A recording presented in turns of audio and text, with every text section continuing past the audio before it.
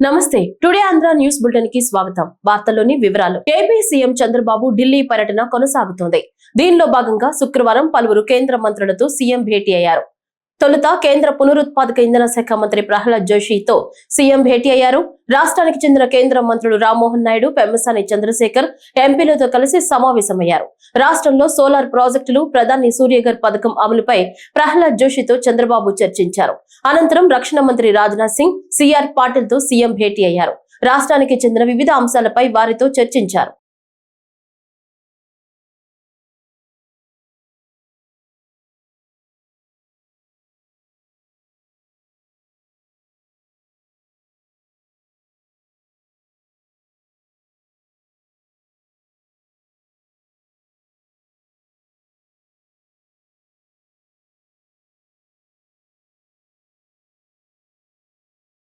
రాష్ట్రంలోని వివిధ ప్రభుత్వ శాఖల్లో పెండింగ్ ఆడిట్ పేరాలు మరియు పబ్లిక్ అకౌంట్స్ కమిటీ సిఫార్సులపై తీసుకున్న చర్యలపై రాష్ట్ర అసెంబ్లీ కమిటీ హాల్లో పబ్లిక్ అకౌంట్స్ కమిటీ అధ్యక్షులు పులపర్తి రామాంజనేయులు అధ్యక్షతన పబ్లిక్ అకౌంట్స్ కమిటీ సమావేశం జరిగింది. ఈ సమావేశంలో వివిధ ప్రభుత్వ శాఖల్లో పెండింగ్ ఆడిట్ పేరాలు, పబ్లిక్ అకౌంట్స్ కమిటీ సిఫార్సులపై ఆయా శాఖలు తీసుకున్న యాక్షన్ టేకెన్ రిపోర్టులపై కమిటీ సమీక్షించింది.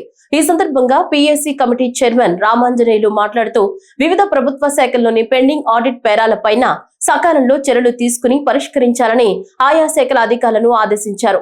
అంతేకాక పీఏసీ కమిటీ సిఫార్సులపై తీసుకున్న చర్యల నివేదికను కూడా సకాలంలో సమర్పించాలని సూచించారు. ఇంకా ఈ సమావేశంలో వివిధ శాఖల వారి పెండింగ్ ఆడిట్ పేరాలు, ఏటీఆర్లపై కమిటీ అధికారులతో సమీక్షించింది.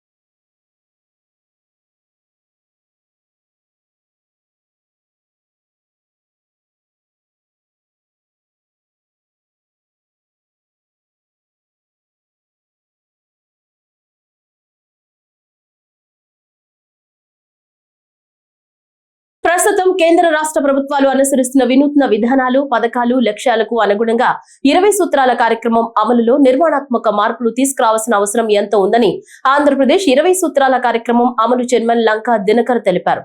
ఇదే విషయాన్ని ప్రస్తావిస్తూ కేంద్రానికి తాను రాసిన లేఖకు ప్రధానమంత్రి కార్యాలయం సానుకూలంగా స్పందిస్తూ ప్రత్యుత్తరం పంపడం జరిగిందని ఆయన తెలిపారు. ఈ సందర్భంగా మాట్లాడుతూ 20 సూత్రాల కార్యక్రమం అమల్లో నిర్మాణాత్మక మార్పులు, చేర్పులు చేయాల్సిన ఆవశ్యకతను ఆయన వివరించారు. 2006లో నాటి అవసరాలకు తగిన విధంగా మార్పులు, చేర్పులు చేయడం జరిగిందని, అప్పటి నుంచి ఇప్పటి వరకు అంటే గత 19 సంవత్సరాల నుంచి 2000 నాటి విధానంలోనే కేంద్ర ప్రభుత్వానికి రాష్ట్రం నుంచి మాస, త్రైమాసిక, అర్ధ సంవత్సర మరియు సంవత్సర నివేదికలు పంపడం జరుగుతుందన్నారు. అయితే 2047 నాటికి అభివృద్ధి చెందిన దేశంగా భారతదేశాన్ని తీర్చిదిద్దే సంకల్పంతో వికసిత్ భారత్ అట్ 2047 కార్యక్రమాన్ని దేశ ప్రధాని అమలు చేయడం జరుగుతుంటే 2047 నాటి 15% వృద్ధి రేటుతో దేశంలోనే అగ్రగామి రాష్ట్రంగా ఆంధ్రప్రదేశ్ ను స్వర్ణాంధ్రప్రదేశ్ గా తీర్చిదిద్దే లక్ష్యంతో రాష్ట్ర ముఖ్యమంత్రి కృషి చేస్తున్నారన్నారు.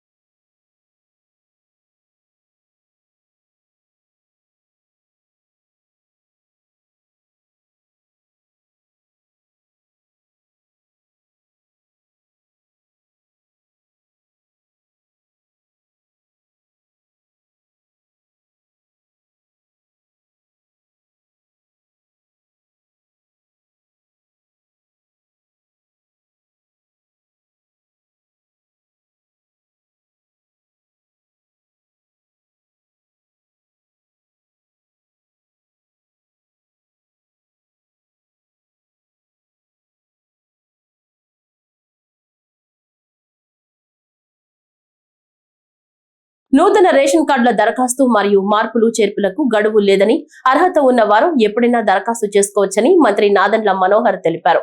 ఈ సందర్భంగా మాట్లాడుతూ నూతన రేషన్ కార్డులో దరఖాస్తు మార్పులు చేర్పులకు సంబంధించి గడువు అంటూ ఏమీ లేదని, ఇది నిరంతర ప్రక్రియ అని తెలిపారు. ప్రభుత్వ నిబంధనల ప్రకారం అర్హత ఉన్న ప్రతి ఒక్కరికి రైస్ కార్డులు అందిస్తామన్నారు. కొత్త రైస్ కార్డుల జారీలో ఎక్కడా ఎటువంటి జాప్యం లేదని, దరఖాస్తు చేసుకున్న 21 రోజుల్లోపే కొత్త కార్డులు అందరికీ ఉచితంగా ఇస్తున్నామని, ఇది నిరంతరం జరిగే ప్రక్రియ అని తెలిపారు. రాష్ట్ర వ్యాప్తంగా మే 7 నుంచి రైస్ కార్డుల్లో మార్పులు చేర్పులు చేపట్టామన్నారు. గత 2 ఏళ్ల నుంచి వీటిని మార్చే అవకాశం రాలేదన్నారు.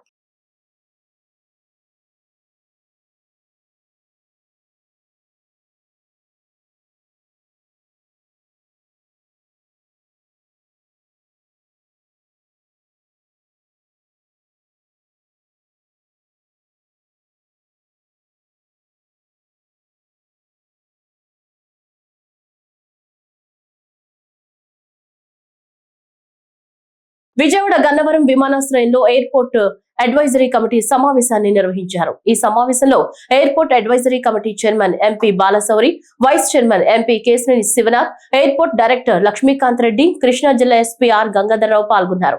దేశంలోని వివిధ ప్రాంతాలకు ప్రయాణికుల సౌకర్యార్థం గన్నవరం విమానాశ్రయం నుంచి పెంచాల్సిన విమాన సర్వీసులపై అధికారులతో ఎంపీ కేశినేని శివనాథ్, ఎంపీ బాలశౌరి చర్చించారు.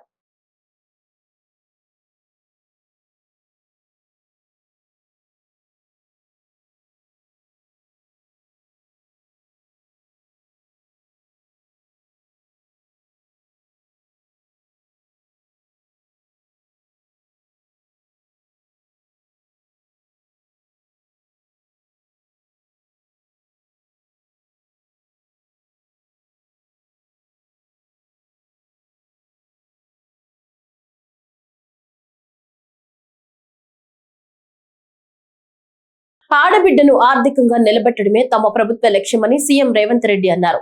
సంగారెడ్డి జిల్లా జహీరాబాద్ నియోజకవర్గంలో 100 కోట్లతో నిర్మించిన జహీరాబాద్ రైల్వే ఓవర్ బ్రిడ్జ్ ని ప్రారంభించనున్నారు. మాచనూరులో 26 కోట్లతో నిర్మించిన కేంద్రీయ విద్యాలయ భవనాన్ని ప్రారంభించారు. అదేవిధంగా నియోజకవర్గ వ్యాప్తంగా 494.67 కోట్లతో చేపట్టబోయే పనులకు శంకుస్థాపనలు చేశారు. అనంతరం పస్తాపూర్లో నిర్వహించిన బహిరంగ సభలో ఆయన మాట్లాడుతూ జహీరాబాద్ నియోజకవర్గంలోని హుగ్గెళ్లి చౌరస్తాలో బసవేశ్వరుడి విగ్రహాన్ని ఆవిష్కరించడం సంతోషంగా ఉందన్నారు. ఆయన ఆశయాలు, ఆలోచనలు ఎంతో గొప్పవన్నారు. మెదక్ జిల్లాతో ఇందిరాగాంధీది విడదీయరాని అనుబంధమని తెలిపారు. ఆమె మెదక్ ఎంపీగా కొనసాగుతుండగానే అమరులవ్వడం బాధాకరమన్నారు. జహీరాబాద్ అభివృద్ధిలో గీతారెడ్డి కీలక పాత్ర పోషించారని గుర్తు చేశారు. మెదకు పేరు గుర్తొస్తే ఇందిరమ్మ పేరు తలుచుకుంటాము.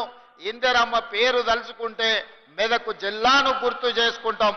ఎందుకంటే ఈ దేశ సేవలో ఈ ప్రజలకు సేవలు అందిస్తూ 1984లో శ్రీమతి ఇందిరాగాంధీ గారు ఆఖరి రక్తపు బొట్టు చివరి శ్వాస వదిలినప్పుడు ఈ మెదకు పార్లమెంటు నియోజకవర్గానికి వారు ప్రాతినిధ్యం వహిస్తూ వారు అమరులై ఈ దేశం యొక్క సమగ్రతను కాపాడిన గొప్ప నాయకురాలు శ్రీమతి ఇందిరాగాంధీ. ఆ ఇందిరాగాంధీకి అండగా నిలబడ్డ ప్రజలు మెదకు పార్లమెంటు నియోజకవర్గ ప్రజలు, మెదకు జిల్లా ప్రజలు. అందుకే చరిత్ర ఎప్పటికీ మెదకు జిల్లాను గుర్తు పెట్టుకుంటుంది. మెదక్ ప్రజల యొక్క అభిమానాన్ని కాంగ్రెస్ పార్టీ గుండెల్లో చిరస్థాయిగా గుర్తు పెట్టుకుంటుంది అని చెప్పి నేను ఈ సందర్భంగా తెలియజేయదలుచుకున్నా. వారే కాదు, మెదక్ జిల్లా అంటే బాగారెడ్డి గారు, ఈశ్వరీబాయి గారు, మా అక్క, మా ఆడబిడ్డ గీతారెడ్డి గారిని ఈ ప్రాంత ప్రజలు ఎప్పుడు గుర్తు పెట్టుకుంటారు. గీతారెడ్డి గారు ఈ ప్రాంతం ప్రాతినిధ్యం వహించినప్పుడు జహీరాబాద్ నిమ్స్ ను మంజూరు చేయించి ఈ ప్రాంతాన్ని పారిశ్రామిక వాడగా అభివృద్ధి చేయడం ద్వారా ఈ ప్రాంతం అభివృద్ధి జరుగుతుంది. భారత్ లో కరోనా మళ్లీ విజృంభిస్తోంది. వివిధ రాష్ట్రాల్లో భారీగా కేసులు నమోదవుతున్నాయి. కేంద్ర ఆరోగ్య శాఖ డేటా ప్రకారం ప్రస్తుతం దేశంలో 257 యాక్టివ్ కోవిడ్ కేసులు ఉన్నాయి. వీరిలో చాలా మంది తేలికపాటి లక్షణాలను ఎదుర్కొంటున్నారని, ఆసుపత్రిలో చేరాల్సిన అవసరం లేదని, ఇంట్లోనే క్వారంటైన్ లో ఉంటే సరిపోతుందని అధికారులు తెలిపారు. ఈ నేపథ్యంలో AP MSIDC chairman Chillapalli Srinivasarao ప్రజలు భయపడవద్దని, అప్రమత్తంగా ఉండాలని సూచించారు. కరోనా కేసులు నమోదవుతున్న నేపథ్యంలో ప్రజలంతా ఈ జాగ్రత్తలు తప్పనిసరిగా పాటించాలంటూ కొన్ని నియమాలు సైతం తెలియజేశారు. ఇప్పటికే ఇతర దేశాల్లో వరుసగా కరోనా కేసులు నమోదవుతున్న నేపథ్యంలో ఏపీలో సైతం కరోనా పాకే అవకాశం ఉందన్నారు. ఇప్పటికే ఒక ప్రాంతంలో ఒక కేసు నమోదైనట్లు అధికారికంగా వైద్యులు వెల్లడించారని, మరికొన్ని ప్రాంతాల్లో అనుమానిత కేసులు ఉన్నట్లుగా కూడా సమాచారం అందుతుందన్నారు. నమస్కారం అండి. కోవిడ్ అనే మహమ్మారి మరలా కొద్దిగా వస్తూ ఉంది. ఆంధ్రప్రదేశ్లో కూడా 1-2 కేసులు వచ్చాయి. కానీ నేను ఒకటే చెప్తా ఉన్నాను, మా హెల్త్ డిపార్ట్మెంట్ నుంచి ఎవరు కూడా భయపడాల్సిన అవసరం లేదు. తగిన ప్రికాషన్స్ తీసుకోండి. దేనికంటే మేము తప్పనిసరిగా హెల్త్ డిపార్ట్మెంట్ నుంచి ఇప్పటికే ముఖ్యమంత్రి గారు గౌరవనీయులు చంద్రబాబు నాయుడు గారు ఆల్రెడీ ఆదేశించారు. అలాగే మా హెల్త్ మినిస్టర్ గారు, ఆరోగ్య శాఖ మంత్రి సత్యకుమార్ యాదవ్ గారు కూడా రెగ్యులర్గా రివ్యూస్ చేస్తూ ఉన్నారు దాని మీద. తప్పనిసరిగా అంటే మా గవర్నమెంట్ హాస్పిటల్లో ఆరోగ్య శాఖ నుంచి మాస్కులు కానీ, దానికి ప్రివెంటివ్ మెడిసిన్స్ కానీ అన్నీ సిద్ధంగా ఉన్నాయి. కాకపోతే వర్రీ అవ్వాల్సిన అవసరం లేదు. ప్రజలంతా కదా మాస్కులు ధరించి తప్పనిసరిగా ఎక్కువ గ్యాదరింగ్స్ అలా లేకుండా, పెద్దవాళ్ళని దూర ప్రయాణాలకి వాటికి వెళ్లకుండా, అలాగే గర్భిణీ స్త్రీలు కొంచెం జాగ్రత్తగా ఉండి ప్రికాషన్ తీసుకుంటే సరిపోతుంది. దీనికి పెద్దగా భయపడాల్సిన అవసరం లేదు. ఎందుకంటే గతంలో చాలా విచ్చలవిడిగా వచ్చినప్పుడు మనం ఎదుర్కొన్నాం. ఇప్పటికి ఇబ్బంది పడాల్సిన అవసరం లేదు. ఎందుకంటే అన్నీ కూడా అలర్ట్గా ఉన్నాయి. దానికి తగ్గ ప్రికాషన్స్తో ఆంధ్రప్రదేశ్ గవర్నమెంట్ ఆరోగ్య శాఖ అంతా కూడా మేము సిద్ధంగా ఇప్పటికే రివ్యూస్ అన్నీ చేస్తూ ఉన్నాం. దయచేసి ఎవరు దాని గురించి, కరోనా గురించి ఎవరు కూడా భయపడాల్సిన అవసరం లేదు. మనం సెల్ఫ్గా దాన్ని డిఫెన్స్ చేసుకొని తగు జాగ్రత్తలు, మాస్క్ ధరించడం కానీ, అలాగే ఎప్పటికప్పుడు రోజు శానిటేషన్ ద్వారా మనం చేతులు శుభ్రపరచుకోవటం, అలాగే విదేశాల నుంచి ఏదైతే కరోనా కేసులు ఉన్న దేశాల నుంచి వచ్చిన వాళ్ళని కొంచెం కాంటైనర్ అవడానికి క్వారంటైన్లో ఉంచి బయట వాళ్ళతో కలవకుండా, అలాగే పెద్దవాళ్ళు మన ఇళ్ళల్లో ఉండే పెద్దవాళ్ళని కూడా తగు జాగ్రత్తగా మనం డిస్టెన్స్ మెయింటైన్ చేసుకుంటే సరిపోతుంది. ఎందుకంటే ఇమ్యూనిటీ పవర్ పెంచుకుంటే సరిపోతుంది దీంట్లో అని చెప్పి ఈ సందర్భంగా తెలియజేసుకుంటాను. ఆంధ్రప్రదేశ్ రాజధాని అమరావతిని 3 సంవత్సరాల్లో పూర్తి చేస్తామని ప్రభుత్వ విప్ ఆదినారాయణ రెడ్డి అన్నారు. మోదీ ఆధ్వర్యంలో కేంద్ర ప్రభుత్వ నిధులతో రాష్ట్రంలో అనేక సంక్షేమ పథకాలను అందిస్తున్నామని తెలిపారు. పోలవరం ప్రాజెక్టును పూర్తి చేస్తామని తెలిపారు. అమృత స్కీమ్ ద్వారా కడప, బద్వేలు, జమలమడుగు పట్టణాలను త్రాగునీటిని అందిస్తామని తెలిపారు. వికసిత ఆంధ్రప్రదేశ్, వికసిత కడప, వికసిత కమలం అనే లక్ష్యంతో పనిచేస్తామని తెలిపారు. కొప్పర్తి పారిశ్రామిక వాడకు కేంద్రం భారీ స్థాయిలో నిధులు ఇవ్వడం ద్వారా రాయలసీమను పారిశ్రామికంగా అభివృద్ధి చేస్తున్నామని తెలిపారు. మాజీ ముఖ్యమంత్రి YS Jaganmohan Reddy liquor scam తో రాష్ట్రంలో దోపిడీకి పాల్పడ్డాడని ఆదినారాయణ రెడ్డి ఆరోపించారు.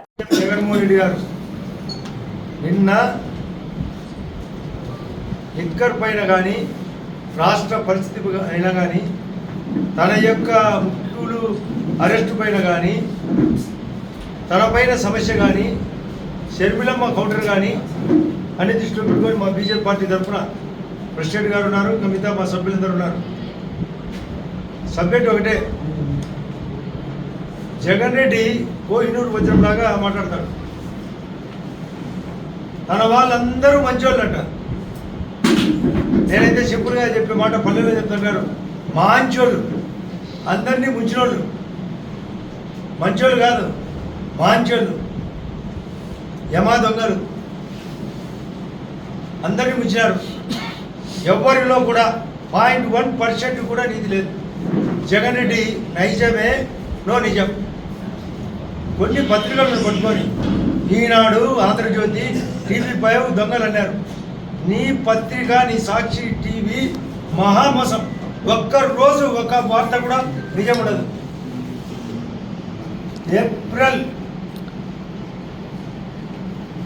మే 2వ తేదీ నాడు ఈ సంవత్సరం అమరావతి సందర్భంగా 49 + 9 58,000 కోట్లకు నిధులిచ్చి నాదే పూచని పూర్తి చేసి ఆ రోజు స్టార్ట్ చేసినాం. మొన్న రీస్టార్ట్ చేసినాడు. ఫైనల్ మాదే బాధ్యత అని అమరావతి గురించి చెప్పడం జరిగింది. మోడీ గారు అనేక సంక్షేమ కార్యక్రమాలు, 142 సెంట్రల్ స్పాన్సర్డ్ స్కీమ్స్, రకరకాలుగా ఇల్లు మొదలుకొని, తాగునీళ్ళు మొదలుకొని, కరెంటు, ఇంట్లోకి గ్యాస్, రేషన్ కార్డు, ఉచిత బియ్యం, గ్రామీణ ఉపాధి ద్వారా రోడ్లు, నేషనల్ హైవేలు, ఎయిర్పోర్ట్లు, సీపోర్ట్లు. నిన్నే స్టేట్మెంట్ ఇచ్చాడు రాజస్థాన్లో 600 అభివృద్ధి అని. బడ్జెట్ కూడా 50,65,000 కోట్లు. అటువంటి ప్రధానమంత్రి గారిని దేశము ప్రపంచమంతా విశ్వగురువుగా ప్రకటించారు. సర్వరోగ నివారణిగా యోగాను జీవితంలో ఒక భాగం చేసుకుని సంపూర్ణ ఆరోగ్యానికి బాటలు వేసుకోవాలని చిత్తూరు పార్లమెంట్ సభ్యులు దగ్గుమళ్ల ప్రసాదరావు తెలిపారు. జిల్లా కేంద్రంలో గల పీవీకేఎన్ కళాశాల మైదానం నందు 11వ అంతర్జాతీయ యోగా దినోత్సవాన్ని పురస్కరించుకుని రాష్ట్ర ప్రభుత్వం ప్రతిష్టాత్మకంగా మే 21 నుంచి జూన్ 21 వరకు నిర్వహిస్తున్న యోగేంద్ర కార్యక్రమంలో భాగంగా ఏర్పాటు చేసిన కార్యక్రమానికి జిల్లా కలెక్టర్ సుమిత్ కుమార్, జిల్లా ఎస్పీ మణికంఠ, చందోలు, చిత్తూరు శాసనసభ్యులు Gurajala Jaganmohan, Chuda chairman Katari Hemalatha, DRO K Mohan కుమార్లతో కలిసి పాల్గొన్నారు. ఈ సందర్భంగా దేశం మొత్తం యోగా దినోత్సవం చేసుకుంటుందని, దీనికి కారణం ప్రధానమంత్రి యోగా దినోత్సవాన్ని నిర్వహించడమే. క్రమం తప్పకుండా తీసుకునే ఆహారం లాగానే యోగాను కూడా మన దినచర్యలో భాగంగా చేసుకోవాలన్నారు. మన దేశం మొత్తం సెలబ్రేట్ చేసుకుంటున్న యోగా ప్రారంభించాం. యోగా చేయడం అనేది ప్రధానమంత్రి గారి ఉద్దేశం. అది అయితే ఈ యోగా ఒకరోజు మొదటి నుంచి మన కాలకృత్యాలు ఎట్లాగో, భోజనం ఎట్లాగో, యోగా అనేది కూడా పొద్దున్నే లేవగానే ఒక భాగం అయిపోవాలి. నిద్ర లేవటం ఇది చేయాలి. మన వయో పరిమితి పెరుగుతుంటాం. వయస్సు పెరిగే కొద్దీ దాని ప్రతిఫలాలు, దాని యొక్క లాభాలు మనకు తెలుస్తాయి. యంగ్స్టర్స్గా ఉన్నప్పుడు చేసిందంతా కూడా మనకి 50 60 పనికి వస్తుంది. ఇప్పుడు మేమంతా కొంచెం 50 60 స్టార్ట్ చేసాం కాబట్టి ఆ ప్రతిఫలాలు ఇప్పుడు చేసిన దానికే మాకు వచ్చిన యోగా కనపడుతుంది. కానీ ముందు నుంచి చేస్తే ఇంకా బాగుంటుంది. అందరికీ, స్త్రీలకి, పురుషులకి, బాలికలకి మొత్తానికి కూడా ఈ జీవిత విధానంగా మారితే ఆరోగ్య సమస్యలు తగ్గుతాయి. తర్వాత ఉత్సాహంగా ఉంటాం. పొద్దున్నే లేవడం అలవాటు చేసుకుంటాం. ఇప్పుడంతా ఎక్కువగా లేటుగా లేస్తున్నారు. దానివల్ల పొద్దున్నే 5 to 6 తర్వాత 6:30 మధ్యలో ఉన్న వాల్యుబుల్ టైంని అప్పుడు కొంచెం కాన్సన్ట్రేషన్ కూడా ఎక్కువ ఉంటుంది. యోగా అవగానే మీరు పుస్తకాలు తీసుకుంటే చాలా చక్కగా ఎక్కేస్తారు.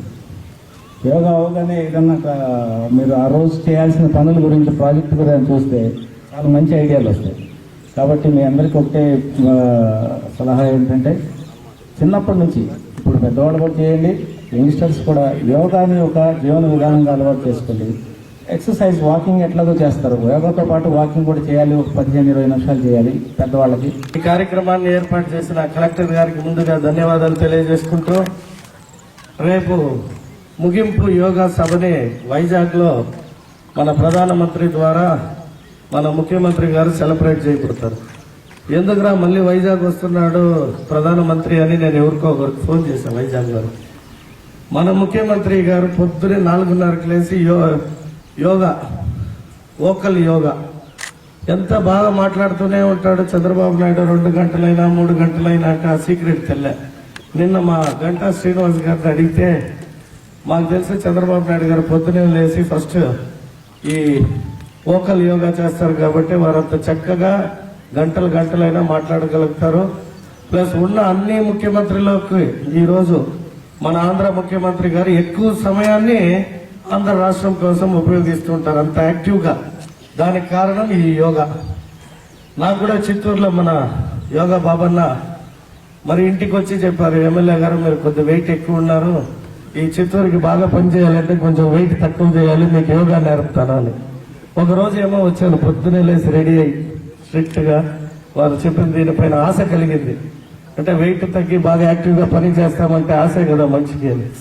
మా బాబన్న చేసిన స్పీడు, ఆ యోగా చూసి ఇది మనకి ఇప్పట్లో సరిపడే పని కాదు, ఈ ఒక్క రోజుతో మానుకుంటే కనీసం కొన్ని రోజులు చిత్తూరు ప్రజలకు పని చేయగలుగుతామని వెనక్కి వెళ్ళిపోయా. బట్ వెయిట్ తగ్గి ఖచ్చితంగా ఈ యోగా ద్వారా కూడా వెయిట్ తగ్గచ్చు అన్నారు. శ్రీ హనుమాన్ జన్మదినం పురస్కరించుకుని చిత్తూరు పొన్నియమ్మ గుడి వీధిలోని శ్రీ ఆంజనేయ స్వామి ఆలయంలో ఎమ్మెల్యే గురజాల జగన్మోహన్ కుటుంబ సమేతంగా పూజలు నిర్వహించారు. అర్చకులు అనంతరం స్వామివారి దర్శనం కల్పించారు. మండపంలో జరిగిన శ్రీ అభయ ఆంజనేయ స్వామివారి పుష్పయాగం కార్యక్రమంలో పాల్గొన్నారు. పూజల అనంతరం ఎమ్మెల్యే కుటుంబ సభ్యులకు వేద ఆశీర్వచనం అందించి పూలమాల శాలువలతో సత్కరించి తీర్థ ప్రసాదాలు అందించారు. ఈ హనుమాన్ టెంపుల్ కి విచ్చేయడం జరిగింది. ఇక్కడ మంచిగా హనుమాన్ జయంతితో పాటు నిన్నంతా హనుమాన్ కళ్యాణము, అలాగే లక్షార్చన పూజ చేయడం జరిగింది. కాబట్టి మా ముఖ్యమంత్రి శ్రీ నారా చంద్రబాబు నాయుడు గారికి అలాగే మా యువ నాయకుడు శ్రీ నారా లోకేష్ గారికి, అలాగే పవన్ కళ్యాణ్ గారికి, ఉమ్మడి కూటమి నాయకులకి, చిత్తూరు నియోజకవర్గ ప్రజలందరికీ కూడా ఆ హనుమంతుడి ఆశీస్సులు ఉండాలి.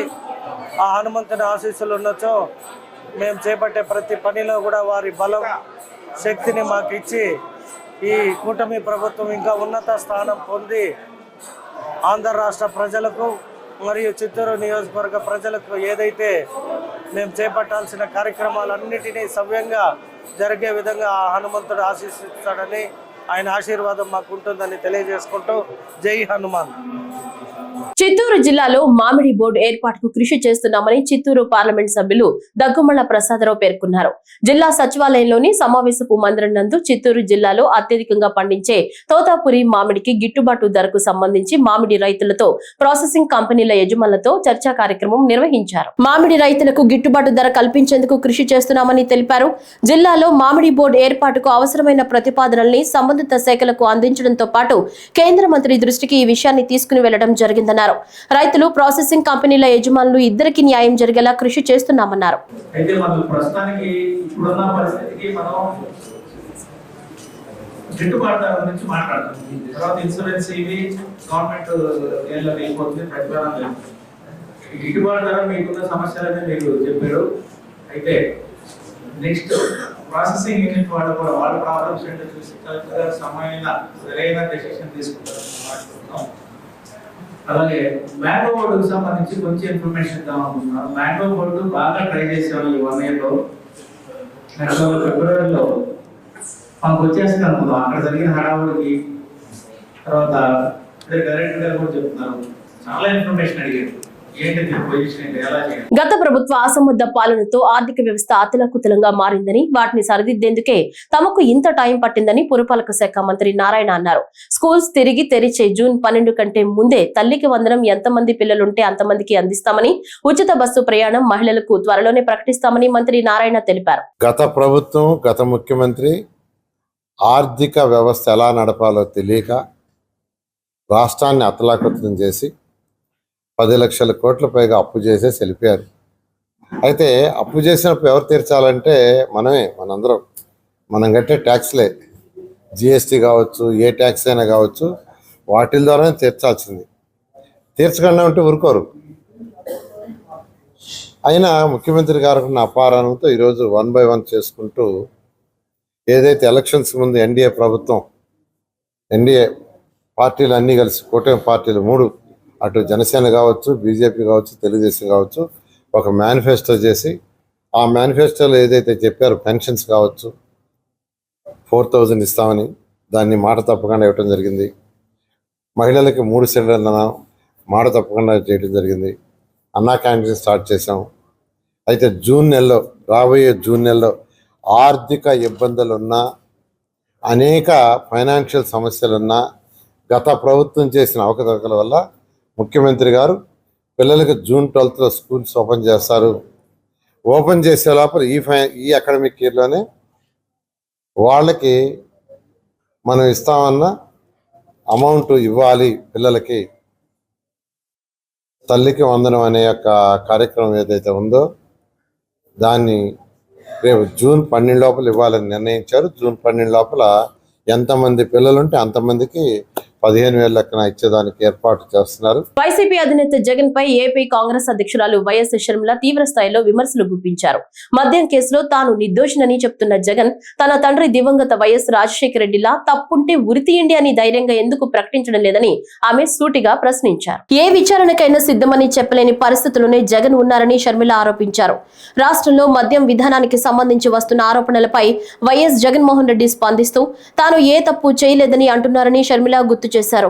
ఏ విచారణకైనా సిద్ధమని, సిబిఐతోనా లేక సిట్టింగ్ జడ్జితోనా దర్యాప్తు చేయించుకోమని మీరు ఎందుకు ధైర్యంగా చెప్పడం లేదు అని షర్మిల నిలదీశారు.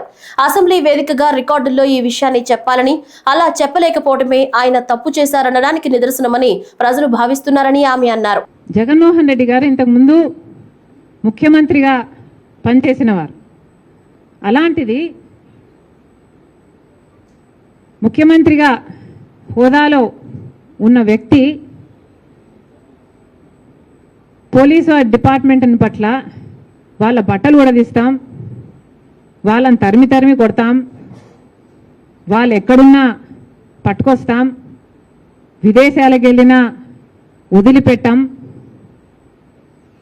లాంటి మాటలు ఒక మాజీ ముఖ్యమంత్రి గారు మాట్లాడడం అస్సలు బాగలేదు.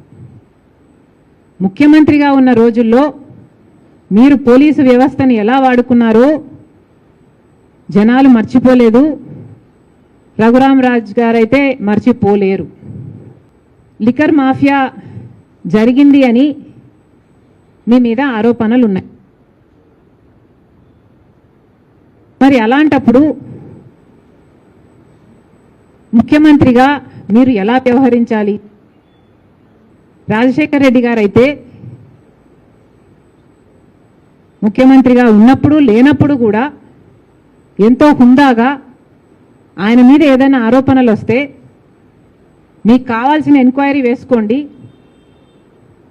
Even on the floor of the house I remember నాన్నగారికి చెప్పారు, రాజశేఖర రెడ్డి గారు అన్నారు, మీకు కావాల్సిన ఎంక్వైరీ మీరు వేసుకోండి, సిబిఐ ఎంక్వైరీ వేసుకుంటే వేసుకోండి, నా తప్పు ఉంటే నన్ను ఉరి తీయండి అని కూడా అన్నాడు రాజశేఖర రెడ్డి గారు.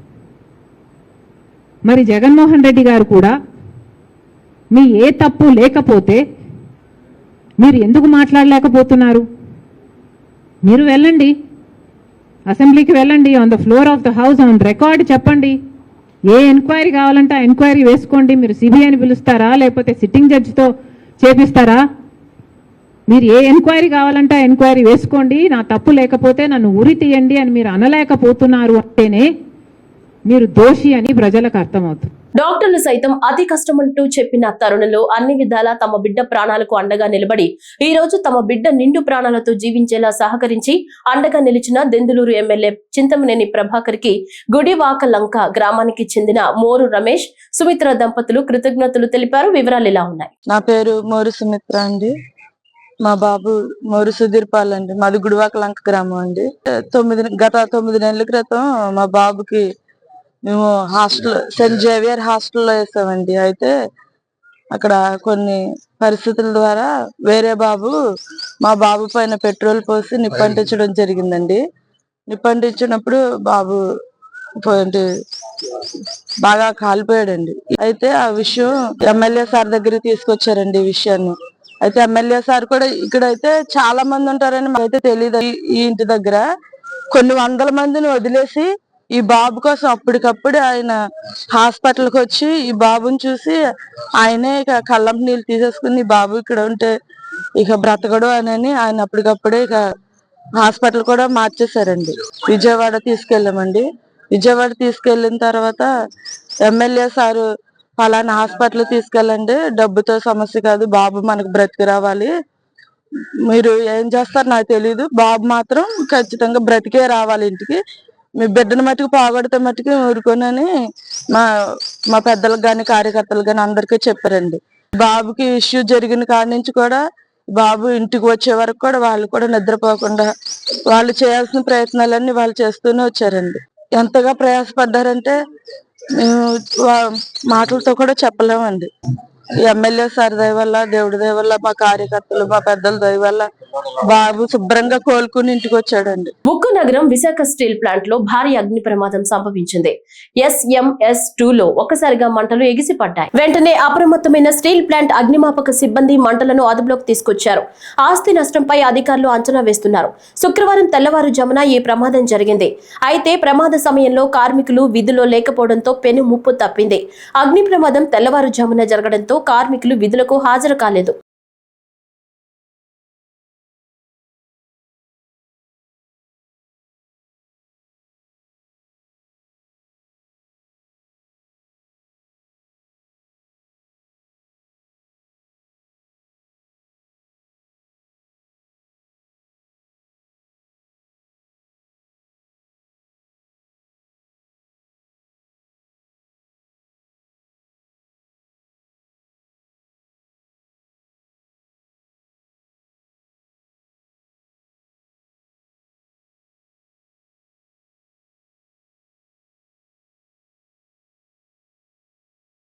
శ్రీకాకుళం జిల్లా సంతబొమ్మాళి మండలం నగిరిపెంటకు చెందిన మేజర్ మల్లా రామ్ గోపాల్ నాయుడికి రాష్ట్రపతి ద్రౌపది ముర్ము కీర్తి చక్ర పురస్కారాన్ని ప్రదానం చేశారు. ఢిల్లీలోని రాష్ట్రపతి భవన్ లో గ్యాలంటరీ అవార్డుల ప్రధానోత్సవంలో భాగంగా ఈ పురస్కారాన్ని అందించారు. 2023 అక్టోబర్ 26న ఉగ్రవాదులు చొరబాటుకు ప్రయత్నిస్తున్నారని సమాచారం వచ్చింది. జమ్మూలోని కుప్వారా జిల్లాలో తోటి సైనికులతో కలిసి రామ్ గోపాల్ సోదాలు ప్రారంభించారు. అక్కడ ఇళ్లలో నక్కిన 5 ఉగ్రవాదుల్లో 3 పాయింట్ బ్లాంక్ రేంజ్ లో రామ్ గోపాల్ కాల్చి చంపారు. మరొక ఉగ్రవాది తప్పించుకున్నాడు. అతని కోసం వెతుకుతుండగా రామ్ గోపాల్ బృందంపై 5వ ఉగ్రవాది గ్రెనేడ్ విసిరాడు. దాని నుంచి చాకచక్యంగా తప్పించుకుని అతడిని మట్టుబెట్టి ఆపరేషన్ ముగించారు. రామ్ గోపాల్ చూపిన ధైర్య సాహసాలను పరిగణలోకి తీసుకుని గత ఏడాది కీర్తి చక్ర పురస్కారానికి ఎంపిక చేశారు.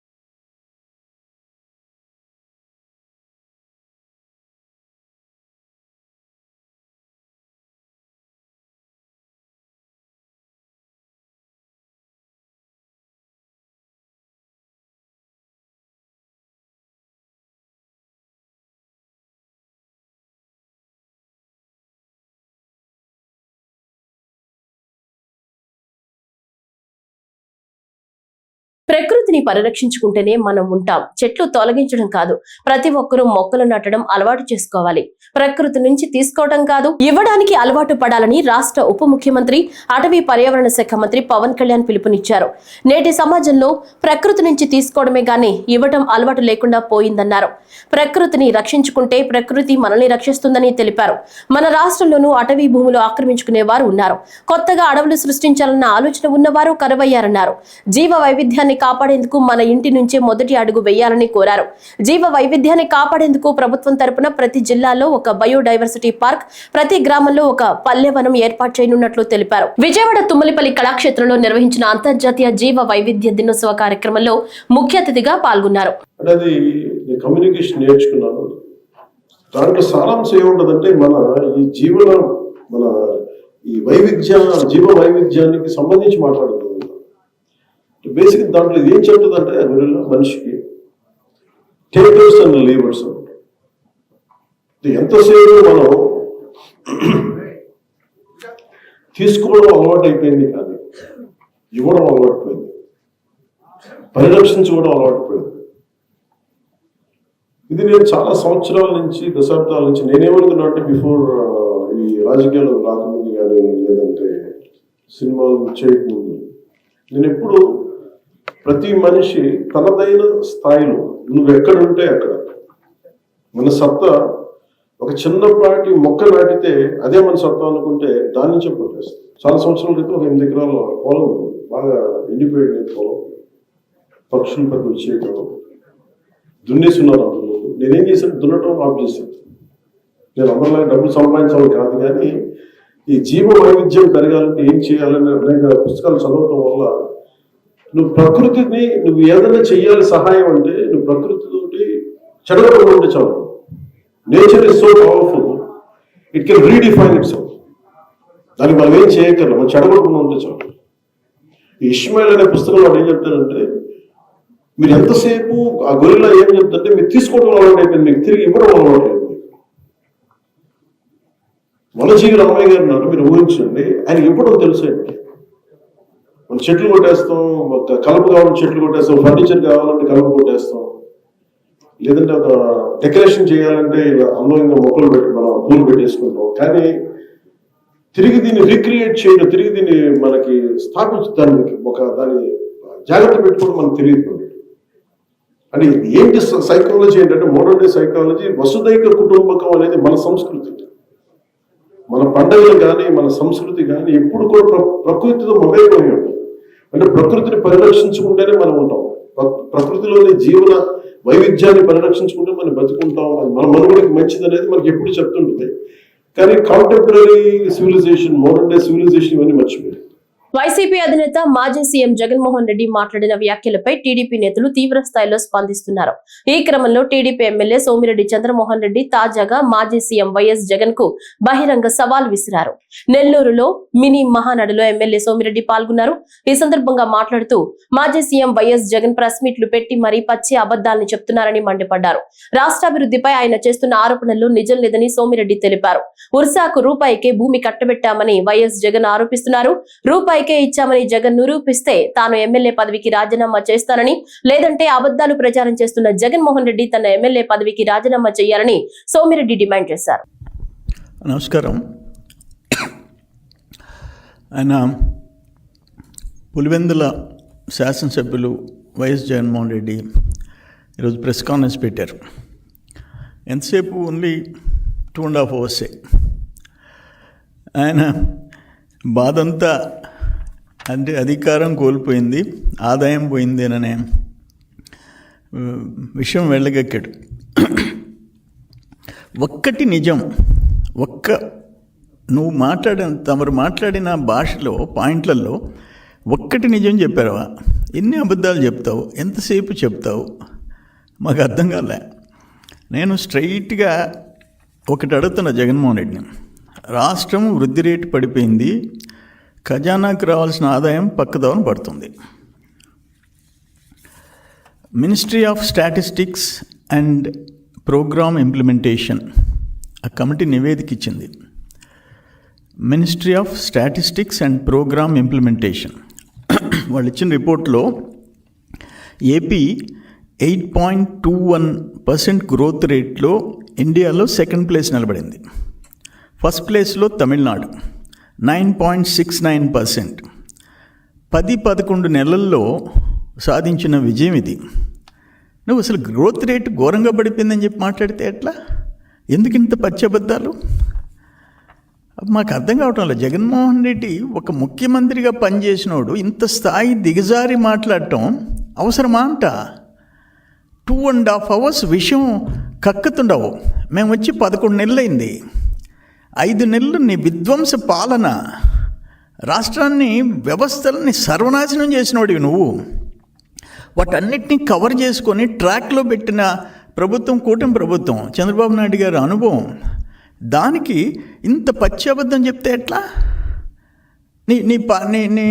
మీ వాళ్ళు కనీసం నీకు ఫీడ్బ్యాక్ ఇవ్వరా? లేకపోతే తెలిసి తప్పులు చెప్తున్నావా, అబద్ధాలు చెప్తున్నావా? పహల్గామ్ హత్యలపై పూర్తి స్థాయిలో విచారణ జరపాలని, ఆపరేషన్ సింధూర్ కు సంబంధించిన అన్ని వాస్తవాలను బహిర్గతం చేయాలని, ఆపరేషన్ కగా నిలిపివేయాలని సిపిఐ ఎంఎల్ న్యూ డెమోక్రసీ జిల్లా సహాయ కార్యదర్శి ఈ నరేష్, జిల్లా నాయకులు చిలుక శంకర్ డిమాండ్ చేశారు. సిపిఐ ఎంఎల్ న్యూ డెమోక్రసీ ఆధ్వర్యంలో ఎన్టీపీసీ ఎఫ్సిఐ కూడలిలో నిరసన చేపట్టారు.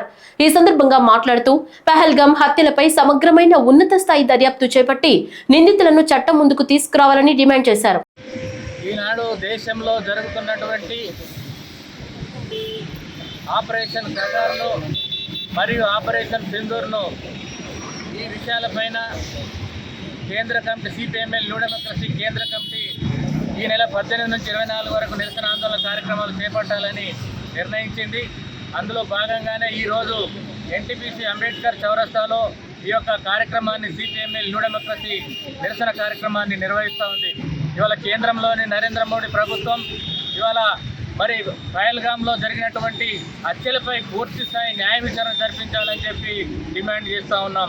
అదేవిధంగా అమెరికా ఏదైతే ఉందో, అమెరికా చెప్పు చేతుల్లో ఉన్నటువంటి ప్రభుత్వం ఇవాళ ఏం జరుగుతుందనేది చూడకుండా ఇవాళ దేశంలో ఉన్నటువంటి అనేకమైనటువంటి దారుణాలు జరుగుతుంటే ఇవాళ నిమ్మకు నీరెత్తినట్టు ఉండటం అనేది దుర్మార్గమైనటువంటి విషయం. ఇవాళ అనేక మంది మావోయిస్టులను మరి ఎదురుకాల్పుల పేరుట మరి అనేక బూటక ఎన్కౌంటర్లో హత్యలు చేయడం అనేది జరుగుతూ ఉంది. నిన్న జరిగినటువంటి ఏదైతే ఎన్కౌంటర్లో ఆ కేంద్ర కమిటీ, మావోయిస్టు కేంద్ర కమిటీ పార్టీ రాష్ట్ర కార్యదర్శి నంబాల కేశవరావును అత్యంత దారుణంగా ఎన్కౌంటర్లో చంపడం అనేది దుర్మార్గమైనటువంటి చర్య అని, అక్కడ ఉన్న అడవిలో ఉన్నటువంటి సంపదను దోచిపెట్టి మరి అంబానీ ఆదానికి దోచిపెట్టే ఒక దుర్మార్గపు చర్యను ఆలోచిస్తూ ఉన్నటువంటి ఈ ప్రభుత్వాన్ని మరి అందరూ కూడా ప్రజాస్వామ్యవాదులంతా కూడా వ్యతిరేకించాలని చెప్పి, అదేవిధంగా పహల్గామ్లో జరిగినటువంటి ఏదైతే హత్యలు ఉన్నాయో వాటిపైన పూర్తి స్థాయి న్యాయ విచారణ జరిపించి ఆ యొక్క దోషులను కఠినంగా శిక్షించాలని చెప్పి ఈ సందర్భంగా మేము డిమాండ్ చేస్తా ఉన్నాం.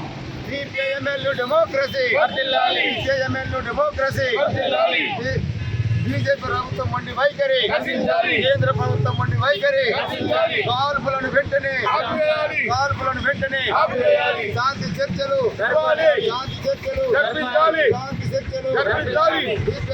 డెమోక్రసీ, కేంద్రంలో బీజేపీ ప్రభుత్వం మొండి వైఖరి, అరేబియా సముద్రంలో అల్పపీడనం కొనసాగుతుంది. ఇది ఉత్తర దిశగా కదులుతూ శుక్రవారం సాయంత్రానికి వాయుగుండంగా బలపడే అవకాశం ఉందని భారత వాతావరణ విభాగం తెలిపింది. దీని ప్రభావంతో రాబోయే 6 రోజుల్లో గుజరాత్, గోవా, కర్ణాటక, కేరళ రాష్ట్రాల్లో భారీ నుంచి అతి భారీ వర్షాలు కురుస్తాయని అంచనా వేస్తున్నారు. ఈ నెల 27 నాటికి పశ్చిమ మధ్య బంగాళాఖాతంలో అల్పపీడనం ఏర్పడే అవకాశం ఉంది. ఆ తర్వాత 2 రోజుల్లో మరింత బలపడుతుందని ఐఎండీ అంచనా. అనంతరం ఉత్తర దిశగా పయనించి బంగ్లాదేశ్, మయన్మార్ వైపు వెళుతుందని నిపుణులు భావిస్తున్నారు. దీని ప్రభావంతో రాబోయే 3 రోజుల్లో తేలికపాటి నుంచి ఓ మోస్తరు వర్షాలు రావచ్చంటున్నారు. ఈ నెల 26, 27 తేదీల్లో రాష్ట్రంలోని పలు ప్రాంతాల్లో భారీ వర్షాలు కురుస్తాయని అంచనా వేస్తున్నారు. ఈ నెల 26 వరకు మత్స్యకారులు వేటకు వెళ్లరాదని ఐఎండీ హెచ్చరించింది.